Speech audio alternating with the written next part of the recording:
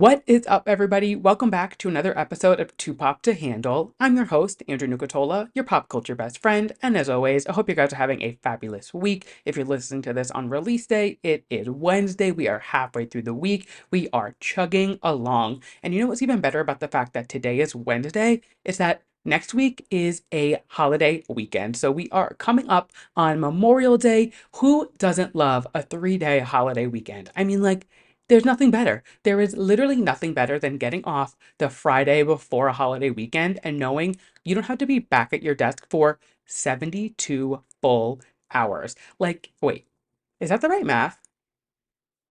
I think I just made that up. How many hours are in 3 days? I think I completely just embarrassed myself, and I'm not even going to edit this out. I'm literally Googling how many hours are in 3 days. Yeah, 72. Okay, I was right. You guys, if you let you know, I don't, math isn't my thing. But anyway, how fabulous is it when you get off on that Friday before a holiday weekend and you were like, I don't have to be back at this awful desk for 72 hours. So, yes, a holiday weekend is coming up on the horizon next weekend. We can do it. We will make it there. But before that, there's obviously so much to chat about. First and foremost, last week I was a guest on my friend Erin's podcast, the Shy Girl Sentiments podcast, and we talked all things Met Gala. We talked about a bunch of other things, but the main theme of the episode was the Met Gala. It isn't out yet. It should be out this week. She was away this weekend, so it should be out ASAP. And as soon as it's up, I will post on my stories. Make sure you're following me on Instagram. But that was so much fun to just kind of deep dive more into the Met Gala, talk about our favorite looks, our favorite past looks, what we liked, what we didn't like. Just a fabulous time. There's just something special about talking about pop culture with people who get pop culture. And like, there's a difference of people who like enjoy pop culture and people who enjoy pop culture. You know what I mean? Like, there are different levels to it, and either like you get it or you don't get it. And either way is fine. Like, it's okay to not get it. But when you do get it, it's just fun to talk about it with people who get it. And that's exactly what that podcast was. So lots of fun. Keep your eyes peeled for that on my socials. I will let you guys know when that is up. That was a Wednesday night. And then Friday, I went to an advanced screening of RuPaul's Drag Race All Stars 9. It was such a fun event. It was at the 92NY, which if you've listened, I've been there before for other events. That's where like the whole Drew Barrymore and Renee Rapp situation went down. I saw Dan Levy there. They just do a lot of really fun events and it's a really pretty venue to go to. So that was Friday night, and let me just tell you, without spoiling too much about this season, because I don't want to give it away, this season is going to be so good. We watched the episode first, and then the cast came out and they did like a conversation with Ross Matthews, took questions from the audience. You know the drill. But we watched the episode, and it just the charisma, for lack of a better word, with all the girls in the room. You can tell that like it does suck that there's going to be no drama because you can tell they all just get along. They are good to go. But it was just like such a fun bunch, and they all were just like having fun in the workroom. They were doing their thing. The first challenge was so good. I really loved everybody's look, and I'm not going to give too much away, like I said, but I'm excited because we do get 2 episodes this week. So I thought I was going to have a week where I didn't have a new episode to watch, and I was like, well, that sucks that I mean, it was like a double edged. It sucked because I saw it early, but it was exciting because I saw it early. You know what I mean? But that being said, we do get 2 episodes this week. So All Stars 9 is on the horizon, and I am so excited to be recapping that this season. So make sure, you're tuned in. We will be recapping every episode every week, just like we did with Drag Race 16. It is just so much fun to talk about Drag Race and recap it every week. So very excited for that. So Thomas, Jocelyn, and I went to that. It was so much fun. And honestly, like, the way that the girls were all talking after just about the season and how excited they are to do it for charity, it made me give me like a new appreciation for this group of girls because it really is a big thing to do this for charity. Drag Race is not cheap, especially not All Stars. Like, it is expensive to get your outfits ready, it is expensive to get prepared. You have to cancel gigs for however long it is. Like, you're away from your family, from your friends, your hometown gigs, everything for actually, I don't know how long, but a decent enough amount of time where, like, if you don't win anything on your season and you get no money, like, it's hurting your pockets. You know what I mean? So, like, to do this for charity and to just, like, do it, everything all on the table, they were all saying, they were like, it honestly put more of a fire under all of their asses because it was for charity, because of the fact that they were like, this money isn't for me. This money is for other people and to give back and to help. And it really gave me a new appreciation for this group of queens. So very, very excited for this season. Like I said, we will be recapping every episode as we always do. But moving forward, I had a very like drag filled weekend. It was very fun. Saturday, we just kind of hopped around the village, did some day drinking. You know how it goes. And then Sunday, I treated myself. I have been entering the Little Shop of Horror lottery every single day since Darren Criss was in it back in like February. And then when Jinx Monsoon was announced that they were going to be starring in it, I've continued to enter the lottery every single day. I get to work, I log in, I check my email, I enter the lottery. It is a routine, and that means I have entered hundreds of times and I've never won. Never. I enter for one ticket. It's not like I'm asking for two. I've never won. And I was like, I am not missing Jinx Monsoon as Audrey in Little Shop of Horrors. So I decided, let me treat myself. I got myself a ticket. I went to go see Jinx as Audrey in Little Shop of Horrors, and holy fucking shit. It was phenomenal. I will say Corbin Blue is currently playing Seymour, and I would have loved to see him, but it was Mother's Day, so he was out. I'm assuming he was spending time with his wife and his, I think he has a daughter, son, he has a child. I don't know. So I understood, like, I get it. But Jinx is really who I wanted to go see, and let me tell you, if you get the chance to go see Jinx Monsoon as Audrey in this show, please jump on it. If you are like considering it and you need convincing, let this be your convincing. The way that they added so much like jinxification to this role while still staying true to Audrey. I personally love Little Shop of Horrors. It is one of my favorite musicals. I've only seen it as like local, local high school, things like that production. So it was never anything crazy. They always were fantastic, but it's never going to be Broadway or off Broadway, this production was. It was so good. Everybody in the cast was fantastic. The understudy for Corbin was out of control, and I'm always so impressed with understudies and swings because they don't always get a lot of notice of when they have to go on. They don't always get like that big of a heads up. This one, he probably had some more time because, like I said, Corbin was out. Like it was Mother's Day. I'm sure he did put his PTO in, however that works. But like swings and understudies will sometimes get the call like 10 minutes before they're just sitting in the back. Or like they'll have to switch halfway through. If someone doesn't feel good in his intermission, like they'll have to go on halfway through and just pick up where they left off, which it's so impressive to think about the fact that like you know all of these lines, the choreography, the cues, the this, the that, and you're not even on every night. Like kudos to you guys, but this entire cast was fantastic. The show was great, the production was great.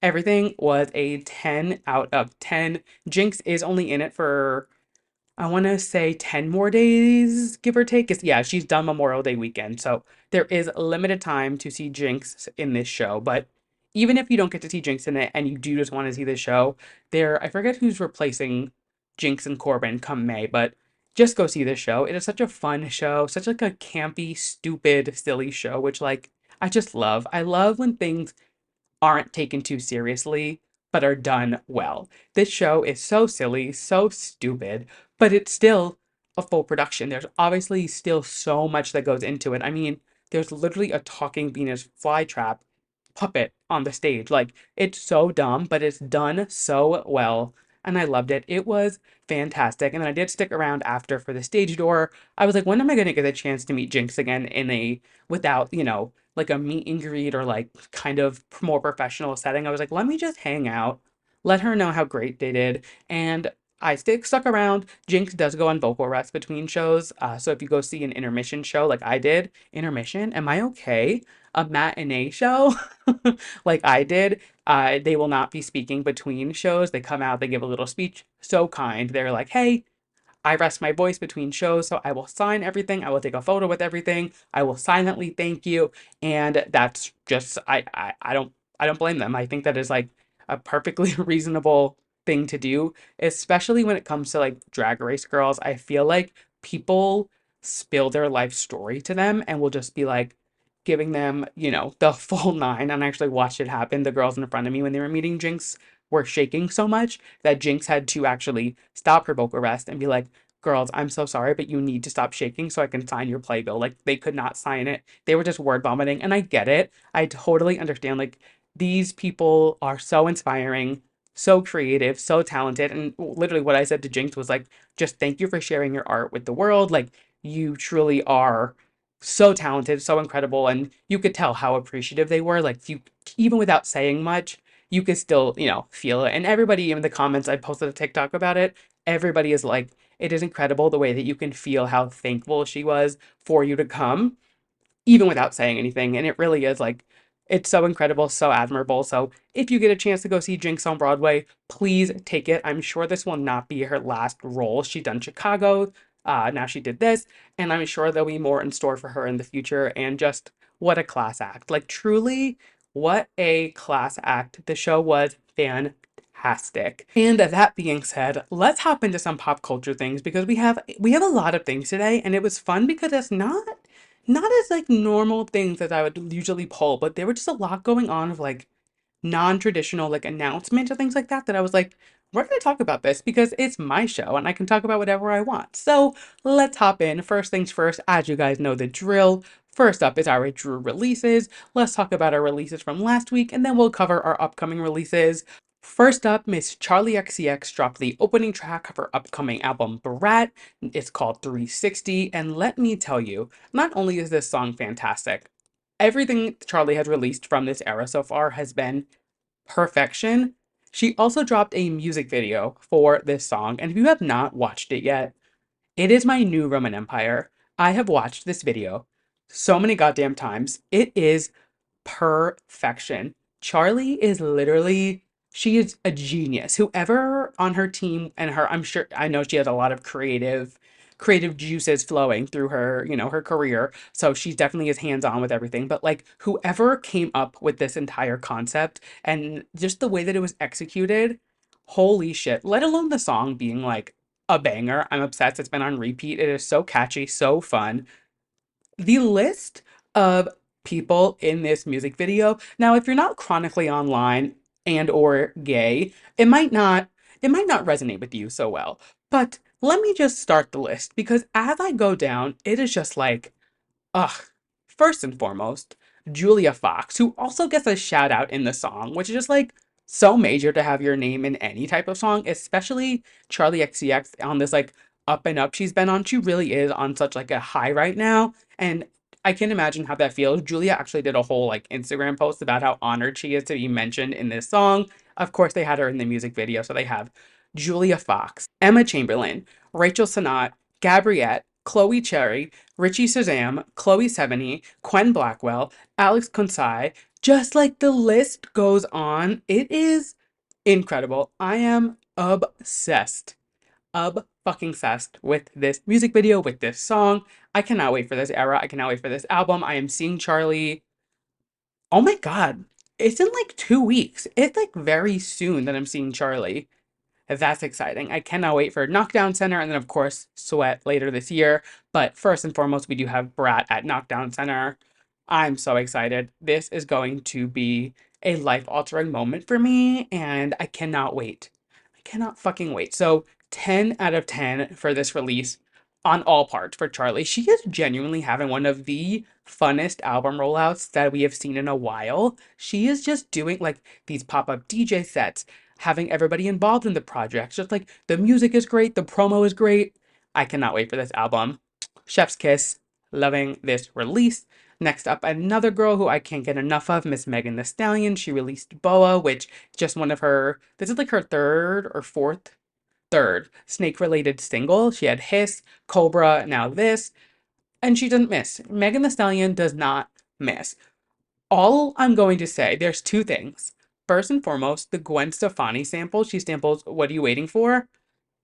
I mean, incredible. I love Gwen. I love Megan. This pairing, Chef's Kiss, fantastic. And then this line. When I tell you, I was listening to this song at my desk and I heard Megan spit this bar and I gasped, literally as if like somebody died. And I quote, "Don't gotta edit, check the Getty." What else do you need to say? What else do you need to say? She doesn't need to edit her photos. Check the Getty images. And if, oh, period. Like, what else are you gonna say? That line is so cunty. I'm obsessed. I'm fucking obsessed. I have nothing else to say about the song. It is so much fun. I love it. She actually is in New York next Tuesday, so I may or may not have to push the episode a day, so TBD on that. Follow me on Instagram. I'll keep you guys updated if I get tickets. But nonetheless, Megan Thee Stallion, fucking iconic. I'm obsessed. This song, all the other songs she's released, I'm liking this like snake vibe she's going for. I'm very curious if like it's I mean, at this point it's three singles. I'm assuming the album's gonna be somewhat related to a snake. But nonetheless, I'm loving it. Keep it up, Megan Thee Stallion. And our third and final release is Miss Ice Spice, Give Me a Light. Now, first, right off the bat, the song starts, and the way that she samples Give Me the Light by Sean Paul. Genius. Even more genius when you think about the fact that her album that this is going to be on is called Y2K. Who is more Y2K than Sean Paul? Like, genuinely. Such a, I love a smart sample. I love a sample in general, but when they do it the right way, when it's done well, and it's not just like, oh, I wanted to put this on there to make it like hot and trendy. I love this sample. She actually did an interview and she said that she was nervous to sample Sean Paul because she didn't want to mess it up. And like, she pretty much said, she was like, who was more Y2K than Sean Paul? And like, she's right. Like, it is such a Y2K vibe. As soon as I heard that come in right at the beginning, I was like, oh, she did it. She did it. And I love the song. It's fun. There is something about Ice Spice where like she really only knows like 12 words. And in this song specifically, she is screaming them at us. So it feels but that being said, loving it. No notes. I'm very excited for her debut album to come out. She had like her EP and everything, but her album I'm very excited for. Also, something to note, the MTA doing an Ice Spice collab is the most genius way to get Gen Z to start paying for the subway fare because we know that Gen Z was hopping the turnstile before that. I'm sure Ice Spice was hopping the turnstile before that. But now people are lined up at these MetroCard stations to get these limited edition Ice Spice MetroCards. It's the most genius way for them to stop fare evasion. I personally am like, screw the 290, but like genius marketing idea because now they have these Ice Spice Metro cards, so they're gonna get the money one way or another. Genius. And that wraps up our releases from last week. This week we have two releases. One that I am just like, I love this passion project, and a second one that I am so stoked for. So first and foremost, this passion project that Kate Hudson has been working on. She's released two singles from it. I completely missed the second one. I don't know where I was. Like I didn't even notice that the second one dropped, but the first one that came out, it was what was that, like 2 or 3 months ago. It was cute. I enjoyed it. It was like, again, nothing groundbreaking. I talked about it on the episode, but like nothing insane, nothing groundbreaking. But she's Kate Hudson. She's literally doing this because she wants to, which I think that's like the funnest way to go into a project. She's not doing this because she wants to like become the next big thing. It's just a passion project of hers and she wants to pursue it. So her album, or LP, I believe it is, Glorious, comes out this Friday and I will be tuned in. I'm very excited, very curious how this is going to be. Even if it's not good, I just appreciate the fact that it's Kate Hudson doing this because she wants to. Like, it's not like a label's forcing her to. It's not like she's doing it because she needs the money. Like, she's Kate fucking Hudson. Very excited for this release. And the second release this week, which is a big one, Billie Eilish, Hit Me Hard and Soft, drops this Friday. Now, we talked about this a few weeks ago when I said that she wasn't releasing any singles, so we have no idea what this album's going to sound like. She wants it to be a complete, cohesive listen through, and I am so excited because I'm actually going to an early listening party tomorrow night at the bar, or tonight when you're listening to this, at the Barclay Center. Billy and Phineas will both be there, and we get to listen to the album full through before it comes out on Friday. So if you are not already following me on TikTok or Instagram, now is the time. I will post probably tomorrow night, if not Thursday morning, my thoughts on the album. I won't give any spoilers, but I will do some type of vlog. I'm sure I can't record inside the venue because, like, the album will 100% leak, but I will record whatever I can, do a little vlog, do a little video, whatever it is, just to give you guys my thoughts on the album before Friday. And then, of course, we'll talk about it next week and I'll give more info about the event. But make sure you're following me on TikTok. My personal, I'll post that on at Andrew Nucatola. And then the podcast at Too Pop to Handle. I'll post things on there as well. So excited for this event. My friend Lizbeth actually got the tickets and she can't make it. So sad that she can't go. happy that I can go. Very, very excited. And those are our releases for this week. I will, of course, chat about them next week. And again, we are just on this constant cycle of releasing albums this year. Felt good last week to just have singles, I will say.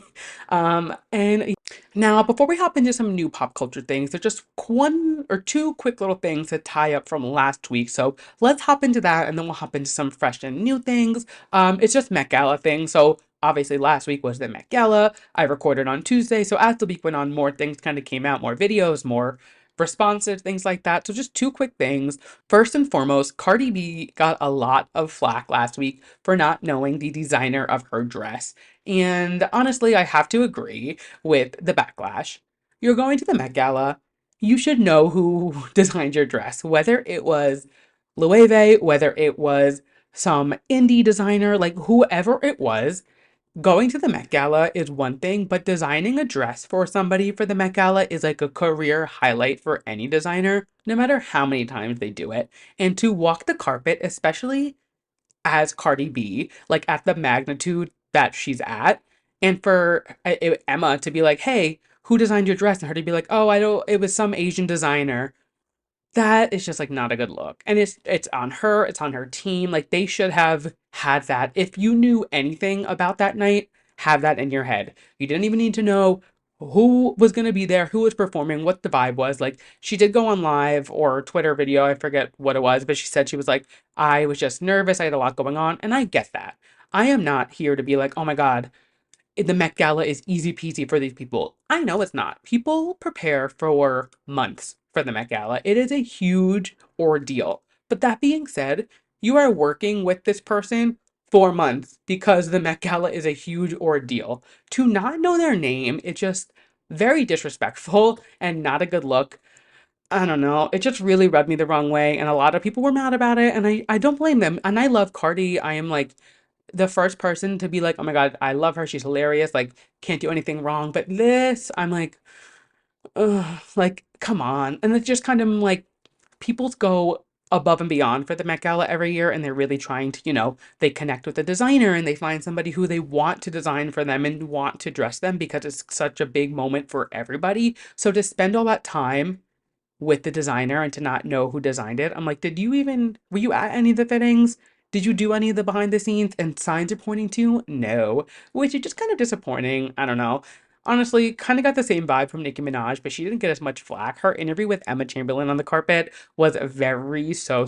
Like, you could tell she did not want to be speaking to Emma, and she was very like, get me inside. I don't want to be here. Like, Emma asked her, like, how much of this was your vision and how much was his vision? And she was like, oh, it was all him. Like, pretty much just like giving him the full stage and like talking, which is a letdown because Nikki was one of my best dressed and I thought she looked great. And I was like, oh my God, she must have had so much say in this. And to see her like not, I don't know, kind of a letdown. But that being said, so be it. And another celebrity letting all of us down once again, Miss J Lo. We've probably all seen the video by now. Her walking up the stairs and that interviewer asking who she's wearing. The way, if anyone spoke to me that way, that interviewer is better than me. The way she didn't even look at her and said, Scaparelli, you fucking bitch. You fucking bitch. I don't understand who these people think they are. You are at the Met Gala. It is the biggest night for fashion. And like, it is an honor to be invited and to be nasty to anybody working that carpet. Like, do you think you're better than them because they're working the carpet and you're attending the event? Get over yourself. Especially like JLo has not been in the best light lately. I feel like I've kind of gone a while without like talking too much about it, but like she had to rebrand her entire tour as a greatest hits tour because it wasn't selling and it's still not selling. Her movie tanked. She made no money on her Netflix documentary. I think it was Netflix or Amazon because she funded the whole thing because nobody wanted to star in it. Nobody wanted to pay for it. Like, you are clearly part of the problem, Jennifer Lopez. And I think you need to take a trip back to the block that you come from and have a little reality check because it's not looking good for you, girl. I know we're not supposed to be fooled by the rocks that you got, but we're fucking fooled by it. And I think it's just like, it's gonna catch up to you and it's gonna bite you in the ass if it hasn't already. Just like, get a reality check, realize like, yes, you are J-Lo, but no, you do not get to speak to somebody like that because you're J-Lo. You're a human being, they're a human being. Need a reality check. Stat. That being said, let's nip the Met Gala in the butt and let's move on to some more current things, such as the Eras Tour. Just as we all suspected, Taylor Swift is Taylor Swifting. The Eras Tour is Eras Touring. It, uh, I mean, come on. We are so back. I fully was watching it on a grainy live stream. I went split screen at work. I had it really tiny to the left, and then I had my work to the right. I was like, right, doing my thing, listening to it, and then I obviously was fully tuned in for Tortured Poets. But let's break down what has gone down since the Eras Tour is back in Paris, because there's a lot. First and foremost, she added the Tortured Poets department to the set, which means I need to find a way to get to the Eras Tour this year. I need to find a way to get to a show. I don't care where it is. I don't care where I sit. I don't care how I get there. I need to see the show with the Tortured Poets apartment set. I have to. Like, there's no other option. She is moving things around through the set also. She has rearranged some of the eras. She took 7 songs out. And honestly, the biggest hit for me is "'Tis the Damn Season." Taking out "'Tis the Damn Season" hurt me. I understand "Long Live." I understand, the other songs that she cut. "The Archer" could care less about. What else did she cut? I can't even think of what else she cut because "'Tis the Damn Season" is really just the biggest one for me. We heard "Long Live" before. "'Tis the Damn Season" is such a good song. And to cut that from it, it hurts me. I'm very thankful. I went twice. I did get to hear it twice. But I guess if we have to cut "'Tis the Damn Season" to get "I Can Do It With a Broken Heart," I can forgive her. I can forgive her. I can do it with a broken heart because Taylor can cut "'Tis the Damn Season" with a broken heart. It's okay. But yeah, the Tortured Poets Department set is kind of major, kind of like a theater kid's dream. She is literally putting on a musical for this entire set, and I'm obsessed. I am obsessed with it. I kind of put Tortured Poets Department on the back burner for a week or so. I was feeling very overstimulated with Taylor Swift content because 31 songs, like, there was just so much happening. So I honestly hadn't listened to the album in a few weeks, and like, shoot me down, whatever, I don't care. I have fully had a renaissance with this album already. I loved it when it came out. I didn't dislike it. If you didn't listen to my 3-hour episode with Delaney breaking down how much we love this album, I loved the album, but I needed a breather, and this set put a fire under my ass to get back into this album because it truly is so good. It's so good. And the songs that she picked for the set are the perfect songs for this set. I absolutely loved it. I am I just it's cool to see her reinventing this tour as we go. Does it stress me out to no end? Absolutely. But it's Taylor Swift. At this point, who's surprised? You know what I mean? So this show goes on. She had, I think it was 4 nights in Paris, but the big bang from the weekend is that Travis was at the show over the weekend. He was there with Gigi Hadid and Bradley Cooper. And not only was he there at the show, it was the 87th show. And boy, oh boy, did Taylor make this known. She came out in a red and gold outfit for 1989 set. She did the Guy in the Chiefs line. She sang The Alchemy. Like, she fully was like, just so you guys know, it's my 87th show. I'm dating the Guy in the Chiefs. He is here, and I'm gonna remind you, if in case you forgot. Like, girl, we know.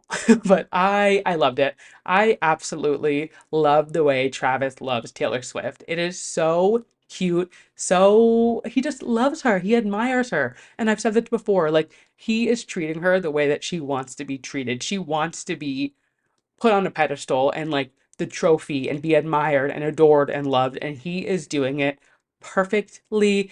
It's so fun to watch. I love it. I truly am so obsessed with the two of them, just like everybody else. No surprise. Something that I thought was really interesting that came out of this weekend, though, David Beckham was on Jimmy Kimmel, and he was asked, do you think Travis can handle Taylor and her fame? And at first I was kind of like, why are you asking David Beckham this?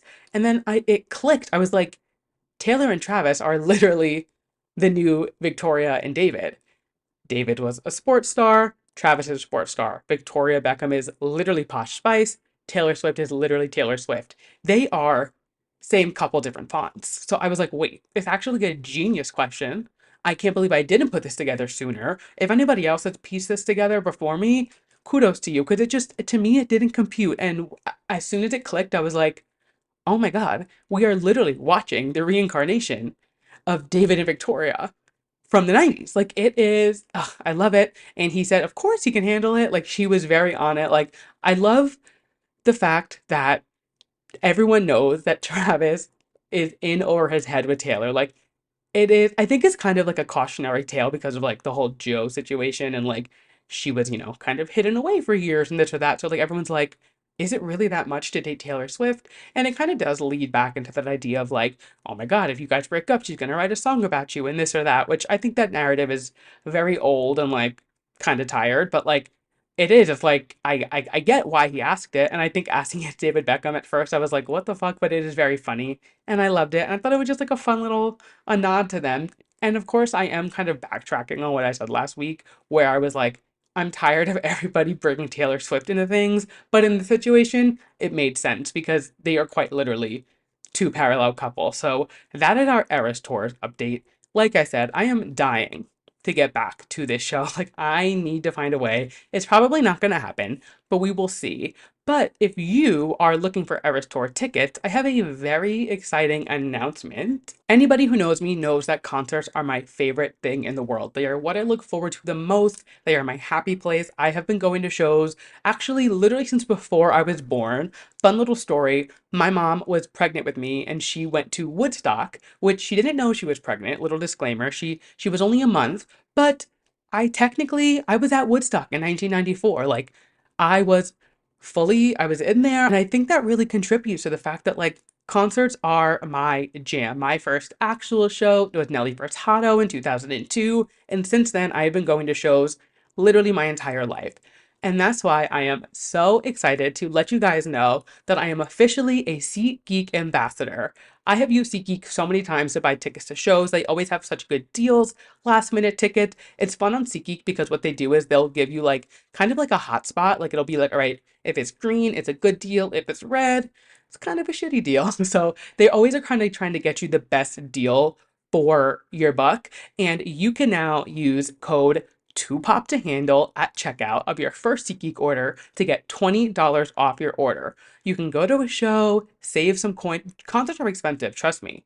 I have reeled back a bit because of the fact that concerts have gotten so expensive. And now you guys can get $20 off your next show because of 2pop to handle. So head over to SeatGeek, check out the Eras Tour, Megan Thee Stallion's on tour, Chappell Roan's on tour. Like there's so many people touring, and I mean, there's so many albums coming out.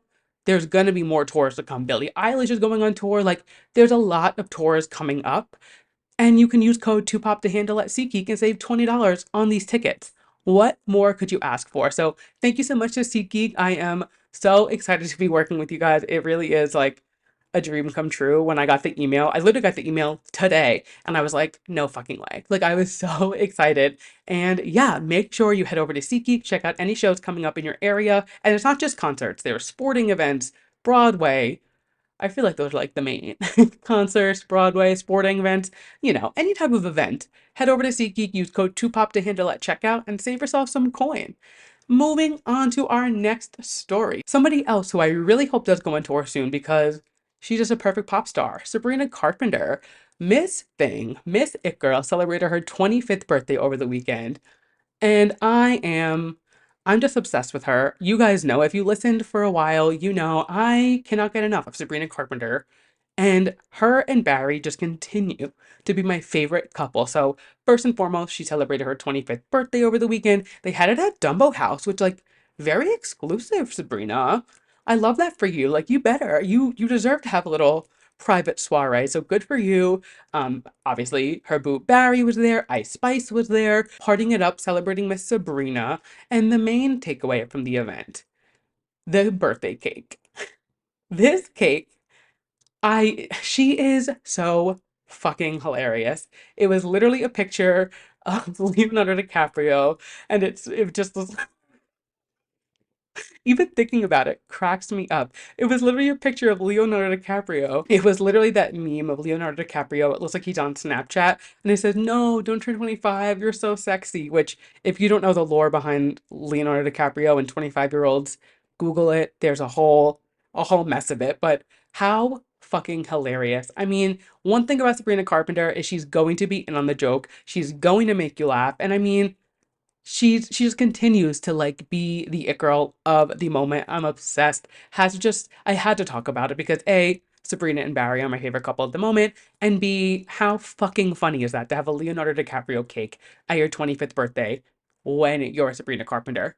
I'm obsessed. Moving on to our next topic, some other birthday news, but not so much an it girl, but his parents are kind of it people always. Rihanna and ASAP Rocky celebrated their son RZA's second birthday this weekend in New York City.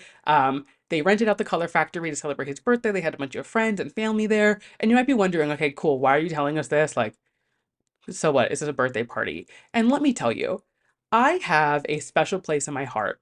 There is like a something, one of my favorite pieces of pop culture news is celebrity children's birthday parties. I love to see how over the top and extravagant they get for these birthday parties, whether it's a Kardashian, a housewife, I don't know, any like Beyonce, anyone who does an over the top birthday party for their kid, I eat it up.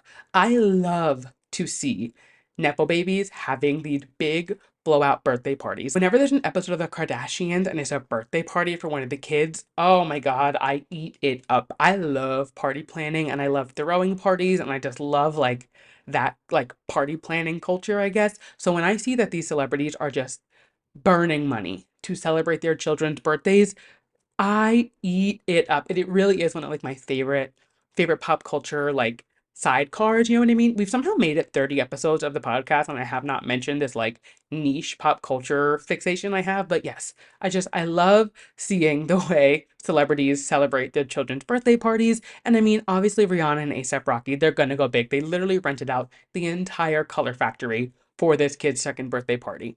My favorite thing is like the kids aren't even gonna remember this. No one's gonna remember their second birthday party, but you gotta go out with the bang when you're Rihanna and ASAP Rocky. And I loved it. I had to talk about it. I love celebrity kids' birthday parties. So that is that on that. But on some other celebrity news, Hailey Bieber and Justin Bieber are expecting, which is so exciting. There has been so much like so many murmurs around town about is Hailey pregnant? There was that paparazzi video like 2 years ago now, and they thought she was pregnant then. Like, there's been a lot of eyes and speculation on her, which can we stop that? Can we like put a stop to it, like assuming somebody's pregnant because we haven't seen them in a while, or maybe because they look a little heavy, or like they're dressed down? Like, pregnancy is a very touchy subject, whether you're famous or not. And I hate when people are just assuming somebody's pregnant or they're like, especially like famous people because it gets pushed out into the news and like, God forbid they had a miscarriage or something. And then they now see that. Now people who might have experienced that in real life are reading it in the news. Like, it is such a touchy subject no matter what magnitude it's at. And we need to cut that narrative because it just ugh, let people live their lives and do what they want to do and announce when they're pregnant, when they want to, and how they want to. That being said, Haley and Justin are expecting their first child. It was such a cute announcement. The way that they renewed their vows in Hawaii and then made the announcement. Allegedly, they have the name picked out already, so we don't know what gender, don't know, where they're leaning, but I could see them doing something that's kind of like a neutral name. I feel like they're like a cool couple. I feel like they would kind of go something a little more abstract. But to no one's surprise, the two of them were dressed like they were going to two completely different events. She was wearing a literal Saint Laurent dress, and he was wearing a leather jacket. Like, they could not have been dressed for more different occasions, but that's so on brand for them. Like, leave it to Justin Bieber and Hailey Bieber to have their pregnancy announcement still dressed like they were going to two different events. At least they're consistent. But congratulations to Hailey. Congratulations to Justin. This is so exciting to see Hailey Bieber literally go from Justin Bieber's biggest fan, from meet and greets to literally having his child. It is so admirable. She lived the fangirl dream. Of course, there was a little nepotism involved. She's literally Hailey. Like, obviously, her family has some ups there, but nonetheless, she was literally had his posters on her wall, and now she's having his child. you got to give it up for the girl. You got to give her some, credit where credit's due. But congratulations to the two of them. So exciting, and that baby is going to have the most beautiful genes. Like I'm already imagining how stunning this child is going to be. So very excited for them. Our next story is Wicked. I am so excited for this movie. I can't even contain it. So yesterday was the NBC upfront and they showed a Wicked trailer. Now, I wasn't there, but my boyfriend Thomas does work for NBC, and without giving too much away because obviously I don't want him to lose his job, he said buckle up. He was giving me some info about this trailer and said that this trailer is so good, and I am literally on the edge of my seat waiting for it. If you're listening to this on Wednesday, it comes out today, so I will be posting about it. If it's already come out and you haven't seen me post about it, I've probably passed away. I am so excited. But to hold us over, they did drop a little Wicked featurette, and it shows Cynthia and Ariana getting the information that they were cast as Glinda and Elphaba. And the way that they both react, you could tell how much they love this show and care about these characters. And I can't imagine better people for these roles. Like the way that Ariana was like, I love her so much, I will take such good care of her. Ugh, I'm so excited for this movie. I cannot wait. I am literally counting down to Thanksgiving for this movie. I cannot wait. It's going to change my life. I can't wait. We will talk about the trailer next week. I will be talking about it on TikTok and Instagram before then. So again, make sure you're following me because a lot goes on in the time between episodes and episodes. You know what I mean? Like, I'm only one person. I can only release one episode a week for now. Like, I can't, I wish I could give daily episodes, live react to everything, but I can't. You know what I mean? I'm one person. So make sure you're following me on TikTok and Instagram to get the down low on everything of the Wicked trailer because I cannot wait and I will be probably passing away as soon as it drops. That being said, some other TV news. Paris Hilton and Nicole Richie are coming back to reality TV, and I cannot wait. Paris posted a teaser with Peacock the other day, and it was just a TV, like an old school TV, and it said, "New era, same besties," and all you hear in the back is "Sana sa, sana sa, sana sa, sana sa," which, if you don't know, A, cult to yourself, B, it's The Simple Life. Like The Simple Life was such a pivotal part of Y2K culture. Like growing up in the era of the simple life is so monumental. I feel like to like the lack of development in my brain, and I say that in a good way. Like I lived and died for the simple life, and the fact that we are getting a new show with the two of them, oh my God, I can't wait. I will say, I'm curious how, like, I'm a little reserved because I'm like, they're never gonna make it what it was. You know what I mean? Like, the simple life was the simple life because of who they were in that time in their lives. And like, now they're grown up, they have kids, like, they obviously have more of like a pulse on life. So I'm very curious, like, how it's gonna go now. But nonetheless, just having the two of them back together. Ugh, I cannot wait. I am over the moon. So excited. So we will talk about more as that comes. But for now, all we know is the girls are back and I cannot wait. And some final TV news to kind of wrap us up and lead us into our final segment. I haven't talked about it in a few weeks, but Abbott Elementary this season, holy shit. If you are not watching Abbott Elementary, you are missing out on such quality television. Now, let me just put this out there. Quinta Brunson, if you are listening, if this makes it across your desk, listen up.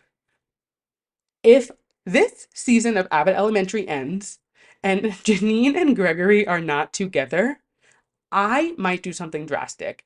You are playing in our face so severely. And I know why you're doing it because it's fantastic character development and the writing and the growth and the way that we're seeing them like they need each other to kind of in their lives and like the jealousy and like missing each other and how they, how they help each other and how they kind of are like they lean on each other for things. Like I get it and I am eating it up. But Quinta Brunson, cut me some slack. I am going crazy waiting for the two of them to get together. This show is so good. If you're not watching it, you really are missing out. It is perfect perfect television. It is such a quick watch. It's so easy. And like, how could you not love this show? Let alone the entire show and cast being perfect. Last week, they literally had Shea Coulee and Simone guest star in the show as drag queens that went to drag brunch. And like, that just feels so personal to me. That feels so personal. Shay and Simone are two of my favorite RuPaul Drag Race queens. I love the two of them so much. They are just iconic in their own ways. Like they are literally Shea Coulee and Simone, like legends. And when I saw them walk on that screen of Abbott Elementary, it was so personal to me and I loved it. Also, Shay's name being Lisa Kondo. Quinta Brunson, the genius that you are. Quinta Brunson is the smartest person on television. I'm obsessed. Please, if you are not watching Abbott Elementary, I don't know what else I can do to convince you to watch it. It is phenomenal television. And with that, that is the end of our show. But we're not done just yet. If you are new here, I end every single episode with my yes and my mess of the week. My yes being something I'm loving, my mess being something I'm not loving. So we always start on a high note. And my yes this week, another genius woman on television, Maya Rudolph's SNL monologue. Oh my God.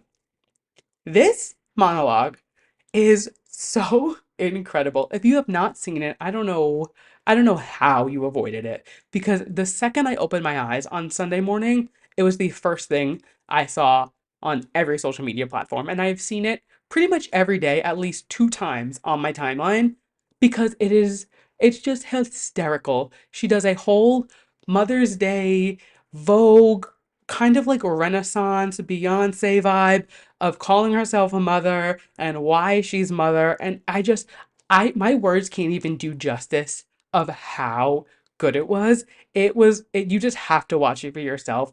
She is so hysterical. And the way that the way she kept a straight face the entire time doing this little monologue song and dance, it's incredible. If you have not seen it yet, please go watch it. It is fantastic. I'm obsessed.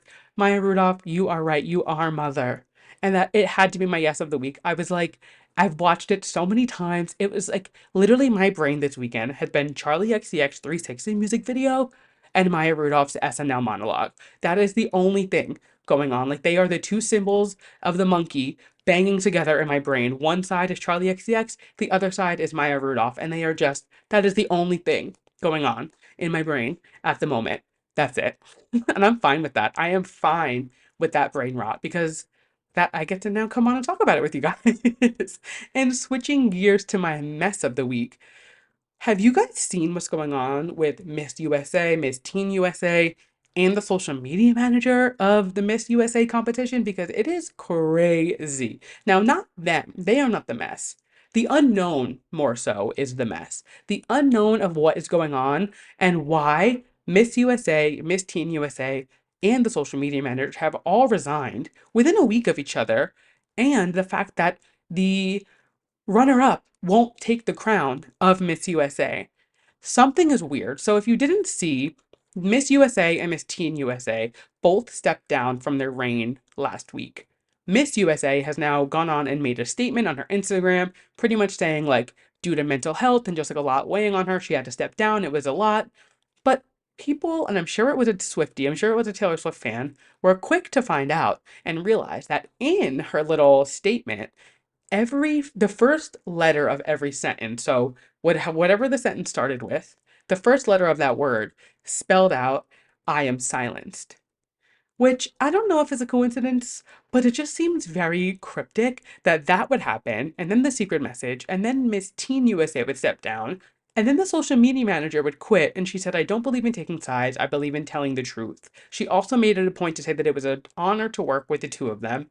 So clearly the three of them are good. Like, it's not like there was something with them that went down, but what is going on? What are they like? What's going on? I'm very curious. And like, I don't know. It's a little weird. It's a little eerie, and I'm very tuned into this story. There's like I don't keep up with Miss USA. Like I don't know anything about it besides the fact that I know it's like a competition, obviously. Like, I don't watch, I don't keep up with it. I couldn't name who they are or anything like that. Like, this isn't something that would usually catch my eye. But as soon as I saw that the social media manager stepped down, as somebody who works in social media, then I was tuned in. I was like, that is interesting to me. So, developing there, maybe we'll have more to talk about next week, but definitely messy boots going on. Whatever's going on BTS at Miss Teen and USA and Miss USA, something is very messy. And I'm very nosy and I want to know what's going on. And with that, that is the end of our episode.